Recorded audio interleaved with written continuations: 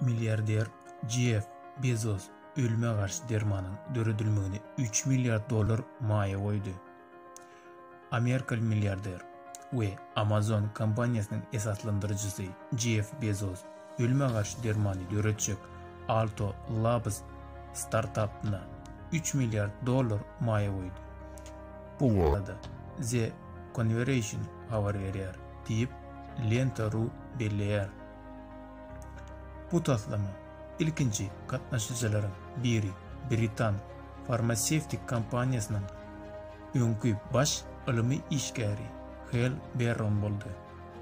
Şeylede bu fikri durmuşa geçirmek işine Nobel bayrağının laureatları Shinya Yamanka ve Jennifer Doudna kim koşuldu. Alımlar ölüme karşı dermanı öýjükleri gaýtadan programmirlemek, ýagny olaryň ýetişmedik ýagdaýyna gaýdyp gelmek prosesini öwrenmek arkaly öwretmegi meýilleşdirýärler. Neşiriň belleýişi ýaly bu taslamanyň üstünlükli boljagy belli däl. Ýöne gözlegçileriň garrama garşy görüşdi täze açyşlary edip biljekdigi çaklanylýar.